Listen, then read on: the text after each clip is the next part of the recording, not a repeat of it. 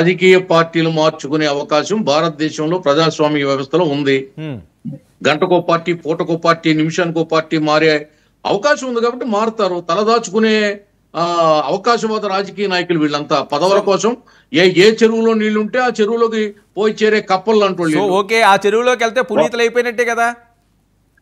ఏమండి, ఆ చెరువులోకి వెళ్తే పునీతులు అయిపోయినట్టే వాటిలో భావిస్తారు. కానీ అక్కడ కూడా ఉండరు వాళ్ళు. మళ్ళీ సమయానికి వెనక్కి వస్తారు, లేదా ఇంకో చోటుకి వెళ్తారు. ఇది పరాన్న జీవులు సార్ వీళ్ళు. నా వాయిస్ మీకు కరెక్ట్ రీచ్ అవ్వలేదు. నా పాయింట్ ఏంటంటే, తప్పులు చేసిన వాళ్ళు, అన్యాయాలు చేసిన వాళ్ళు, అక్రమాలు చేసిన వాళ్ళు వైఎస్ఆర్సీపీలో ఉంటే మీరు అంటున్న వాళ్ళు జనసేన పార్టీలో కానీ బీజేపీ పార్టీలో కానీ వెళ్ళిపోతే పునీతులు అయిపోతారా? ఖచ్చితంగా కారండి. ఎట్లా అవుతారు అని సమాజం అనుకోవట్లేదు కదా. ప్రజలు అనుకోరు, ఆ పార్టీ అనుకోవచ్చు. ఏ పార్టీ వాళ్ళు చేర్చుకున్న వాళ్ళు అనుకోవచ్చు. మా పార్టీలోకి వచ్చేసాడు కాబట్టి ఇతను పతివ్రత అయిపోయాడు, ఇతను పాపాలన్నీ కడిగేశాం, గంగలో మునిగేశాడు, మా పార్టీ గంగ లాంటిదని అనుకోవచ్చు. కానీ కాదు. ప్రజల దృష్టిలో వాళ్ళ మీద ఉన్న ముద్ర వాళ్ళ మీద శాశ్వతంగా ఉంటుంది తప్ప ఆ ముద్ర చెరిపోయడం ఎవరి తరం కాదు. Okay, right. ఆంజనేయురెడ్డి గారు ఎక్కువ మీ పార్టీ వైపే చూస్తున్నారట, వాస్తవా ఇది? పెద్దిరెడ్డి గారి సవాల్ గురించి కూడా మీకు బాగా తెలిసే ఉంటుంది, మీరు రాయలసీమ వాసే కాబట్టి. వర్మ గారు, నేను రాయలసీమ కాదు, నెల్లూరు. ఓకే, నెల్లూరు రాయలసీమ కాదా? నెల్లూరు కదా, సర్కార్. నెల్లూరు నుంచి మాట్లాడుతున్నా, నెల్లూరే మాది. ఓకే, నేనేమంటున్నా అంటే, నాకు ముందు మాట్లాడిన అంటే మీకు బార్డర్ ఎక్కడి నుంచి వస్తుందండి?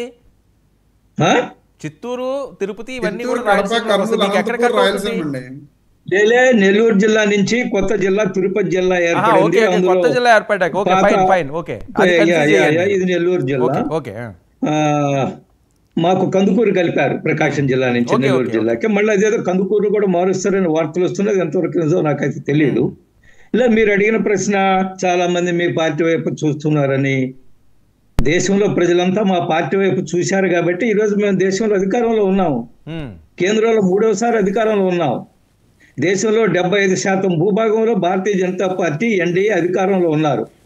కాబట్టి భారతీయ జనతా పార్టీ వైపు ప్రజల ఆశీస్సులు ఉన్నాయి. ప్రజలు భారతీయ జనతా పార్టీ వైపు చూస్తున్నారు. మీరు అడిగిన ప్రశ్న, వైసీపీ నాయకులు బీజేపీ వైపు చూస్తున్నారా?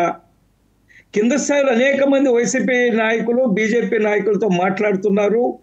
ఎవరైతే తప్పులు చేయలేదో, ఎవరైతే ప్రజల కోసం పనిచేస్తారో చాలా మంది బీజేపీ వైపు చూస్తున్నారు. కానీ మీరు ఈ పై నాయకులు బీజేపీలో చేరుతారా లేదా? ఈ మధ్యకాలంలో మీరు చూశారు, ఒక ఆయన ఎర్ర గంగిరెడ్డి అని ఆయన, ఒక మన ఎర్రచందనం స్మగ్లర్ ఆయన మీద చాలా కేసులు ఉన్నాయి. వైసీపీ తోటి అంటగాగారు. ఆయన బీజేపీలో చేరడానికి ప్రయత్నం చేసినప్పుడు బీజేపీ అధినాయకత్వం ఆమోదించలేదు, ఆయన్ని చేర్చుకోలేదు కూడా. కాబట్టి ఈ రాజకీయ పార్టీలు, తెలుగుదేశం నాయకులు చెప్పినట్టు ప్రజాస్వామ్యంలో రాజకీయ పార్టీలు మారుతుంటారు. వారికి నమ్మకము, ఆ పార్టీ యొక్క సిద్ధాంతము, నాయకత్వం మీద, నాయకుడి మీద విశ్వాసము, నాయకుడి యొక్క నాయకత్వాన్ని ఆమోదిస్తే ఏ రాజకీయ పార్టీలో చేరొచ్చు. బట్ చేరుకున్న సందర్భంలో ప్రతి రాజకీయ పార్టీ ఆలోచిస్తుంది, స్క్రీన్ చేస్తుంది. అలా నాయకుడు మా పార్టీలో చేరుతున్నప్పుడు ఆయన యొక్క గత చరిత్ర ఏమిటి, ఆయన ఏం చేశారు, ఆయన వల్ల పార్టీకి ప్రయోజనం ఉంటుందా, పేద ప్రజలకు ప్రయోజనం ఉంటుందా, ఇవన్నీ కూడా లోతుగా ఏ రాజకీయ పార్టీ అయినా ఆలోచిస్తుంది. ఆంజనేయురెడ్డి గారు ఒక్క నిమిషం ఓపెన్ గా మాట్లాడుకుందాం. మనస్సాక్షితో చెప్పండి, అన్ని పార్టీలు అలా చూసి ఈయన ఎంత మంచివాడు, ఈయన ఎంత గొప్ప సంఘ సేవకుడు అని చెప్పి పార్టీలో చేర్చుకుంటున్నారండి?